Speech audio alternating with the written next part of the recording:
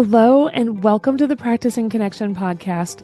I'm Jessica Beckendorf and I'm so excited today to be welcoming our special guest and a special guest co-host and awesome person all around, my coworker and friend Kalin Goble Mathis, whose voice you hear on every one of our episodes in the intro and outro. Welcome to Practicing Connection, Kalin. Would you mind introducing yourself a bit? Thanks so much, Jessica. I'm very excited to be here today. Yes, I'm Kalin Goble Mathis. I am a program development specialist with OneOp and a College of Agriculture and Life Sciences Extension faculty at Virginia Tech. I am joining you all today from Monticello, Florida, which is about 40 minutes outside of Tallahassee, Florida. And I bet a lot warmer than where I am in Wisconsin. Yes. Our guest today is Dr. Keita Franklin, a national federal policy leader with over 25 years of experience leading public health and mental health programming for veterans, military service members, and their families. Her background includes leading large change management efforts, driving lasting and meaningful outcomes for veteran and military communities. Good morning. Happy to be on with all of you today. Thanks so much, Dr. Franklin. And in addition to providing subject matter expertise on suicide prevention, Keita is a social scientist who consults organizations and institutions on research, implementation science, and data-driven leadership. So yes, hello, Keita, and thank you so much for joining us on Practicing Connection. Thank you. So to begin the conversation and kick us off, can you share a bit about what started your journey into public health and mental health programming? We'd love to hear what inspired you to pursue this path, especially to support our military service and veteran populations. Yes, I'm happy to. Thank you so much for the good question starting us off. I tell everybody, my father was in the Navy. He was an enlisted sailor. And so we lived on military bases my entire life, all the way up through going into undergrad. Our last base was Westover Air Force Base in Western Massachusetts, but my sister also had cerebral palsy with a seizure disorder, my only sibling. So I probably learned early on, probably before there was really an official exceptional family member program or whatever, I learned quite a bit about caregiving and about military families, just my own lived experience. And then, couple that probably with a little bit of some luck, I bet. I entered the field initially as a child welfare worker and stumbled upon somebody in my path. At this point, my husband was also active duty. And I stumbled upon another provider who said, if you're going to be moving around with the military, you might look at social work and public health because they're good portable careers where you can really make a difference. And so I was off to the races at that point. Yeah, thank you so much for sharing that. And this will probably date me, but I just want to say go Navy. I know that's not the current slogan that tells you that I'm older, but yes, my father, same thing, enlisted career, Okay. Navy. Yep. That's beautiful. I love that. Yeah. We maybe lived in a few similar places. So, what are some of the most significant changes you've seen in public health and mental health services for veterans over the past 25 years? One of the things I've seen that's gotten better has been focused on stigma. Early on in the military and even as a veteran, we see service members that were afraid to come forward and ask for help if they're struggling with a mental health issue. And there was just lots of old school myth legends that said, if you come forward, it's a sign of weakness or it will impact your career. And it has taken a long time to move the needle, I think, in the field on stigma, but we've gotten there. It's probably not all the way where it needs to be. There's still some of this old school thinking, but at least it's gotten better. So stigma, I think, is a big one, out of the gate. And then also I've appreciated in the field the shift from very much reactive programming that sort of people waited too long, I think, to come into care. They waited until their symptoms were super chronic or they were in crisis, and then they often showed up in hospital settings. I think part of the wartime effort pushed the military to really start thinking about prevention-focused programming in a scientific way, whereby you started to see a focus on getting help early. And we know from the literature that getting help early does in fact work. Your symptoms are less chronic. You're able to get back quicker. It's all manner of effective way to get care. But in years past, it didn't happen. And then there's been a decade-long shift where prevention is honored and respected, and people realize, go in before you have a full diagnosis. That works, getting help early. I think there's other things that coincide with that, whereby you see a focus on mental health being just as important as physical health, versus in the past, it was like physical health was the main effort. And if you had a broken elbow or even a common cold, you were quick to talk about it and quick to go in for care, and less quick if it were feeling some symptoms of depression or struggling a little bit with anxiety. But now we're seeing those, I think, it's not perfect, but we're getting better in that regard too. Do we have a sense for why that is? And I'm not asking you to have all the answers, but does the field have a sense for why that is? Well, I think part of it is generationally speaking, right? You see where young people are just more accepting to talk about it, to say, just as they would say, like, I'm struggling with my allergies today, they might be willing to say, I'm feeling out of sorts today and I don't feel okay. And so I think it's the younger generation that's propelling us to become more accepting of these things and to talk about it more. Social media is talking about it. It's online. People are able to do a lot of their own self-help research. And then I think really the role of technology has changed it, right? We're starting to have technology tools where your wearable will say, maybe if you're not sleeping well. And so there's a focus on like people knowing that sleep drives emotion regulation and coping skills. If you don't sleep well, you probably aren't going to cope well that day. And so there's just been a variety of reasons, I think, but I appreciate that it's come full circle and has this focus on prevention. Yeah, and I think that's a important piece of it, is that more holistic approach that we're hoping to move towards in terms of that mental and physical, how both impact each other, right? It's very circular. Yeah. So to those points, Keita, what do you feel are some key elements to successfully driving lasting and meaningful outcomes for public health initiatives? And I think maybe digging a little deeper into that destigmatization, like how can providers really work to get that message across to hopefully the community that they are serving as well, and those key elements? Yeah, I totally appreciate this question because people don't always know, like, what is a public health approach? Like, we talk a lot about it in the field and we say, this is a public health issue, or COVID is a public health issue, or, suicide prevention, which is near and dear to my work, is a public health issue. But what does that really mean when we're trying to prevent it? And it really is like a bundled set of practices that you have to do all at once. And if only it were so simple that we could just do one thing, even one scientific thing, like, let's just drive out training and let's educate everybody. It's an important part of the public health model, but like training alone will not prevent something. It will not prevent, suicide or COVID, for examples.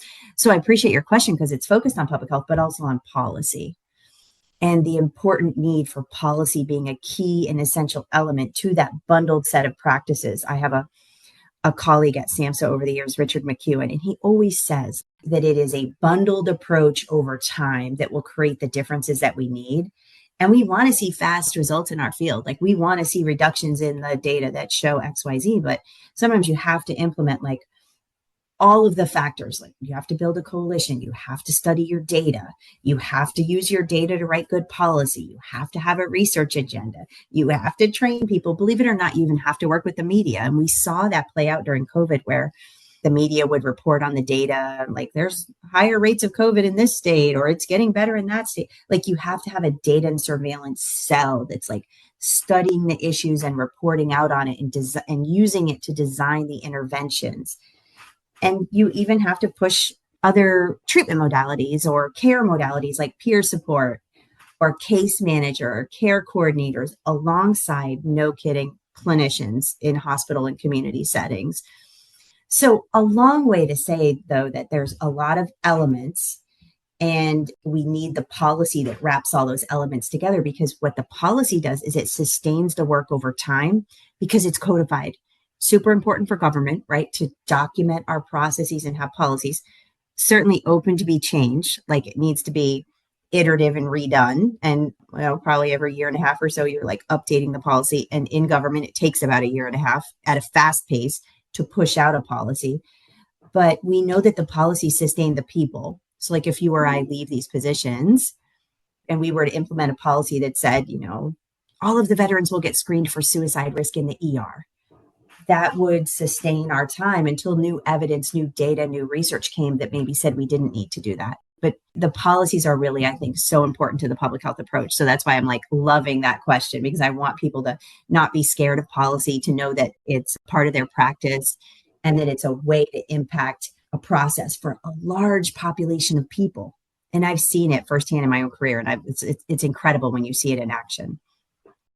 I was just going to reflect on that just a little bit, Yeah, Keita, in terms of just also, in our work, we work very closely with the Family Advocacy Program and the Child and Youth Advocacy Program, which are a lot of those professionals helping shape those policies that the Department of Defense practitioners are utilizing in their work. And really, I know driving their work is standardizing that as well, especially for yeah, these families that are moving so often that maybe there's a lot more inconsistencies than, the normal civilian family. So really working to standardize that care, but also with the caveat of knowing each community has unique needs, each community has unique experiences that maybe they, like if they're a younger population, they may be seeing some trends in there if they're older populations, stuff like that. But also I appreciate that in terms of trying to deliver that standardized care so that when families show up, they're getting some kind of consistency there. So just yeah. wanted to reflect that a bit. I appreciated that.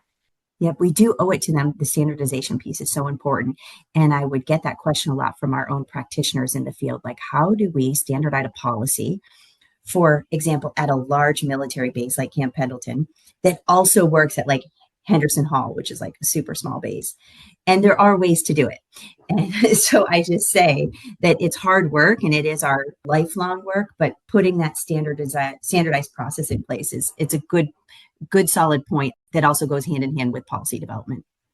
So I feel like my next question kind of gets into the nuts and bolts of what you were just talking about. So you talked about all these different elements and that policy kind of wraps around it and kind of supports those other elements. So thinking then about policy and practice development, how do you approach those two to ensure that the policy effectively addresses the needs of military family service members and their families, and to ensure that the practices effectively address the needs? All of the elements. I see. I know part of the approach to like starting the work on making sure that policy and practice maps involves just like a whole lot of listening to the people that you're serving. And on the one hand, that's such an easy concept, but believe it or not, it's not always done. And so like when people hold listening sessions, when they listen to what's going well and what's not going well. And, I saw this firsthand in my work in suicide. I would get calls from survivors of suicide loss, from moms and dads that lost, God forbid, that tragically lost one of their own family members, their sons or daughters, to suicide. They have a story to tell. And like, we have to listen to their stories, like listening to the voices of lived survivors. And you can listen for trends and you can listen for things that are not going well. If a mom calls the department and shares that, her son was on all sorts of different types of psychotropic meds, that's a data point that you need to hear. And you need to dig into the policy around that. And was it enacted properly? And so definitely there's an element to listening. And then I think there's also an element to like staying on top of the science, knowing what the data always drives policy. So what does the data tell us? What are the new trends coming from the research? And that's like, whether it's listservs and, what journals do you stay on top of? Like, how do you like consume your information to make sure that you're using data and science to like keep your policies cutting edge and up to date? And then I share that this doesn't always have to be super complicated. I have this example whereby in the midst of the war effort, I was working for the Marine Corps and we were seeing struggles with the Marines after deployment.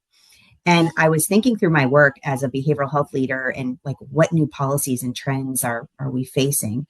And I was in a conversation with a very senior leader at the time in the Marine Corps, General Dunford, and he shared, that if we were seeing these struggles with Marines after deployment, one of the things that was going on was that the Marines were automatically PCSing to their next duty station. They were coming back from deployment and the system was set up for them to immediately move.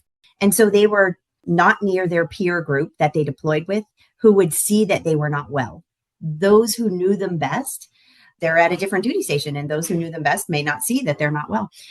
And so he implemented a policy change at the time that had the Marines staying in place for 90 days after a deployment. It was just a short period of time, but like changed a massive manpower model. And it wasn't a policy from my own area. Like manpower modeling was not my area. Behavioral health was my area. But this policy change in manpower that kept them in place for 90 days and had them supporting each other for 90 days after deployment, where they could recognize if one of their own weren't well, had spillover effects for the behavioral health area.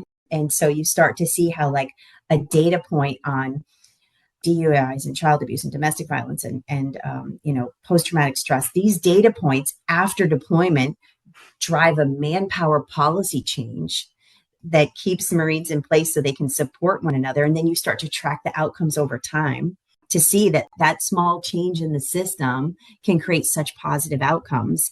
And it requires a policy that's like outside our immediate area, if that makes sense. It always amazes me at how whenever I hear about these really small tweaks, what a big impact, like small things like during intake, asking whether somebody's a veteran or asking whether someone, is a military service member, which a lot of folks don't do because, maybe this is not the main part of their job. They don't work with a lot of military families, but just asking that takes seconds. And it can actually really make the biggest difference for that family. So anyway, yes, I love hearing stories like that with these tiny little tweaks. Yep. And this idea of asking, are you a veteran or have you served, has such broader impacts because it basically tells the person asking it, do you have an increased likelihood to have been through trauma? Right? That's the question behind the question for me. And granted, there's lifetime prevalence rates of trauma, and people that haven't served have certainly been through trauma. They've had car accidents. They've had their parents have divorced. They've had all manner of traumatic things happen to them, and I would not downplay that. But our military and veteran population, we know if we ask that question, have you worn the uniform? There is probably a good likelihood that you've deployed, that you've been exposed to combat, and that you've had extended periods of family separation. So that then allows me, if I ask it, to respond to you in a certain way, like a trauma-informed way. And so I love your example. That's a beautiful one. Thank you for sharing that, Keita. That really leads well into kind of what we were hoping to talk about next is, sharing that in terms of the past and where we are at the present. But as you look to the future and, you have been in this work for so long, I know you've seen quite an evolution in terms of care, but where do you see the future of public health and mental health programming for military families specifically? And are there any emerging trends or practices or innovations that particularly excite you or that you're looking forward to continuing on and growing? I have loved over the years the push for support for caregivers. We know people go to their significant other first, right? I wish as a social worker that when people were struggling, they just came to me first because boy, I could help them. And, have I got some evidence-based practices for you and, let's get some going on policy and all things, but they go to their significant others and they go to their family members and they go to their caregivers. So the more push in the last, 5, 6, 10 years, recognizing who is a caregiver, what are the roles of caregivers? How do we support caregivers so they can better support the service member or the veteran? And then how do we support them so they can also better support themselves? Because when they're doing better, they're like a barometer of the family, the service member and the veteran does better. And so this holistic, the push for that over the last few years by key organizations in the nonprofit sector, I've greatly appreciated that. And I think if we were looking into the future, we would also be thinking more about special populations, whether it's those living in rural areas or, those with 3 kids under the age of 3, or just unique subpopulations that we could focus on in the context of whole of family approach, particularly with today's military. And I think the latest data, over 70% live off base. So how do we do that and honor it in an off base kind of way? Not in a way that says, come to the base between 8 and 5 or 7:30 to 4:30, right? How do we do that in a way that says, it's okay if you want to get your respite care at the local YMCA because we have an MOU with them and we realize that you might need some respite and we realize they're open on Saturday mornings. And, how do we further extend some of that work? Also, subsequent to that, despite the fact of the incredible turmoil and tragedies and struggles that happened during COVID, one of the good things, and I know both of you know this, Kalin, is just the focus on tele and virtual platforms that came out of COVID for our field at a rate and pace faster than it ever would have come. Mm-hmm. I was a part of the care delivery system for years where people said, we can't treat people struggling with suicide risk on a virtual environment because they're at home. And what does that mean if they're at home and they have a suicide risk and I'm treating them? And it's sort of well, it means they're at home. It means you might have to assess their environment for safety. It means you might have to see, do they have a caregiver nearby? It means a lot of things, but we have to still do it. And so the ability to use telemental health platforms to use a word in the field, meet people where they are, that's going to be part of the future. And then adding on AI tools to that, I'm definitely a big believer in how do we advance technology into our field because, we don't have enough providers to meet the need. And if we just bank on like pumping out new providers as fast as we can through every university in the nation, and we bank on like training them on evidence-based practices as fast as we can and quality checking their work as best as we're still not going to get there. At one point, I might have thought earlier in my career that would happen. I would read, they're graduating 1,500 therapists out of XYZ program. I'm like, okay, that's really going to put a dent.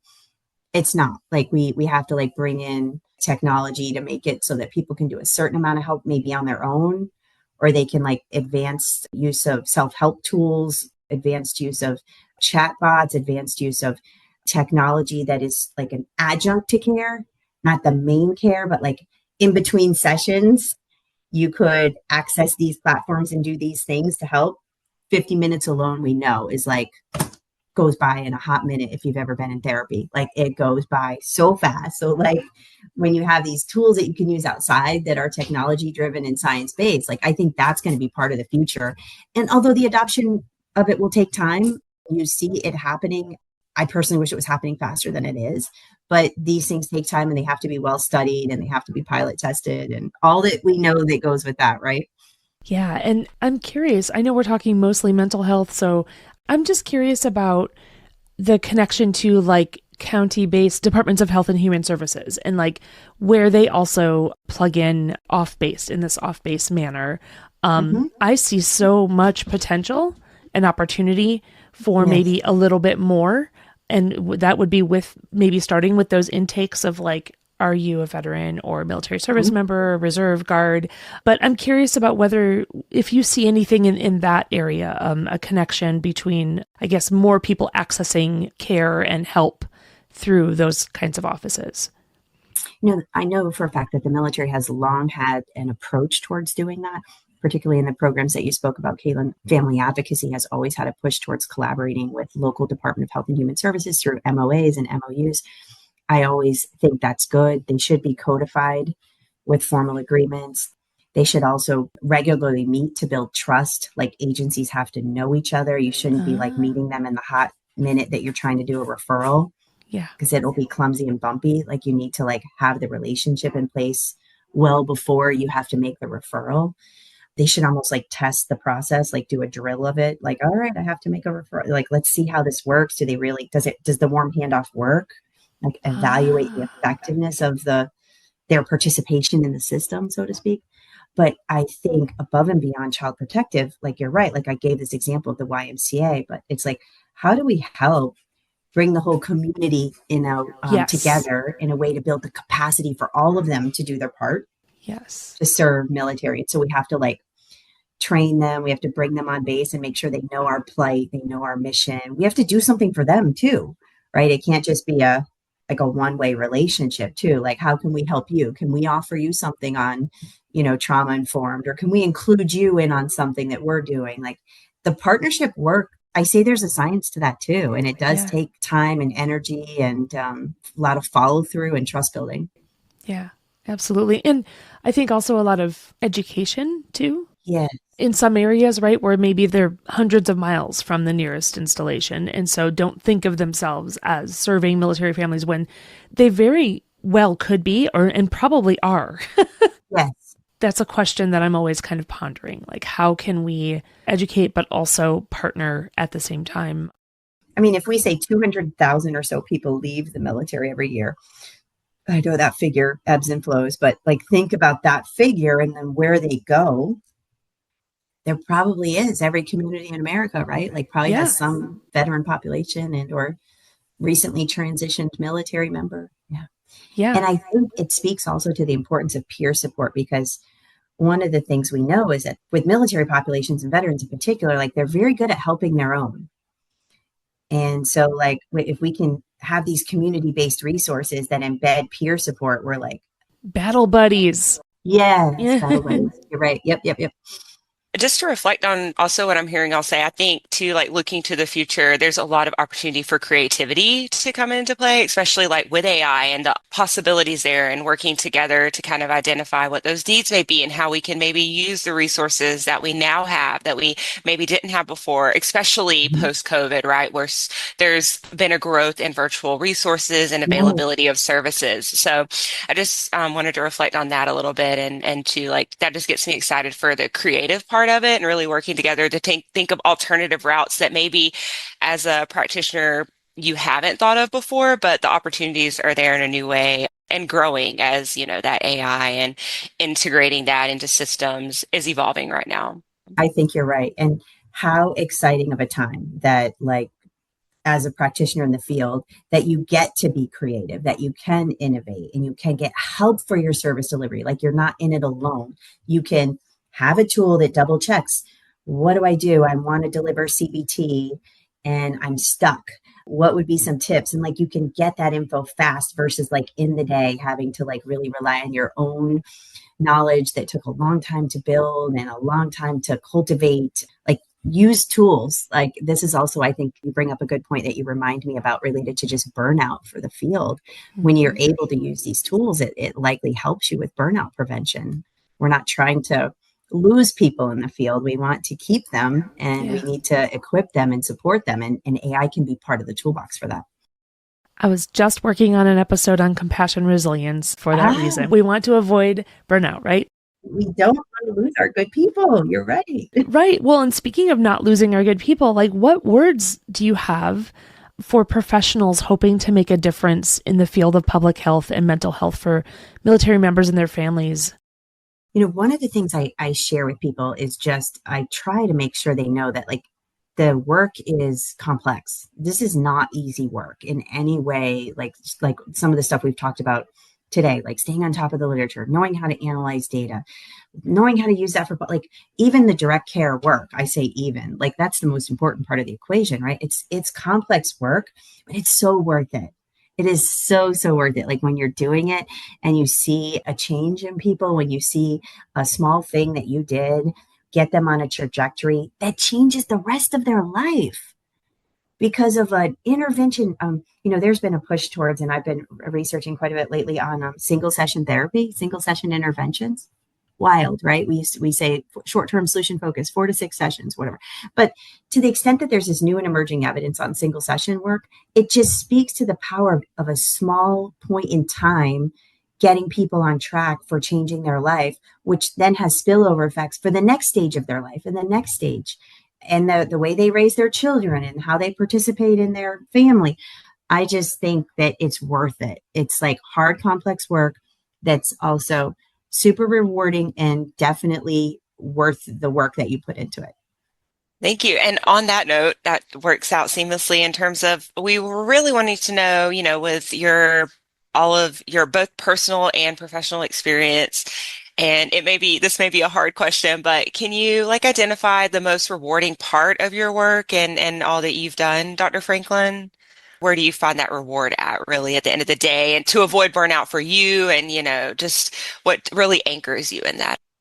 I mean, I feel like, for one thing, I've never felt like work is work. I have never felt like work is work. Like, and I feel so fortunate. And even now I have a 22 and a 26-year-old, and I'm advising them, right? Pursue a career where work does not feel like work. I've not woke up on a single day and felt like, oh my gosh, I've got to go to work. Never had that feeling. And I do think it drives me and is rewarding to see a system that is maybe not working so well reach its full potential on behalf of the clients it's serving. Like, incredibly rewarding, like hard to put words around level of reward. So like, whether that's like trying to do the buildup of mental health programming in the middle of the war effort, to try to pull down the dollars, to stand up the programs, to get it working in a cohesive way so that people aren't falling through the cracks, is energy like none other. Like, I truly, like, I believe that. And at the same time, I do know, like, it is, like I said, complex and hard work. I've tried over the years to like be very good about having a good support system, my own self, both professionally and personally, where I like sometimes almost feel like I have to pinch myself. I'm just like, I've been so lucky, even as a military spouse and traveling around from base to base, being able to at least have one or two of those relationships that stay with me and have been like just incredible supports for like days when the system is just trying to get the best of me. And it does happen. So the support system is one I've used. And then I think I've also just like, I absolutely love being like around the water. And so that's been, like outdoor nature, water has been a big one. And I like to write.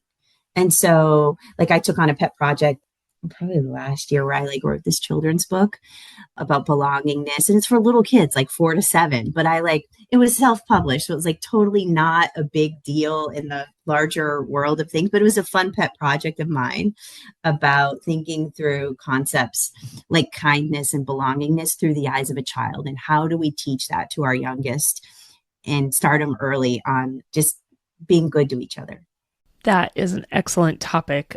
I did a little bit of study on bullying, on workplace bullying a while back. And like, I think the number at the time, I don't know what it is now, but it was something like 30% of kids who were bullies become bullies as adults in the office. So just repeat those patterns. And if we can like teach them it early, just like the power of kindness, of smiling and being a good person. Yeah. It's such a simple concept that it's almost like, why am I saying something so simple, but so important?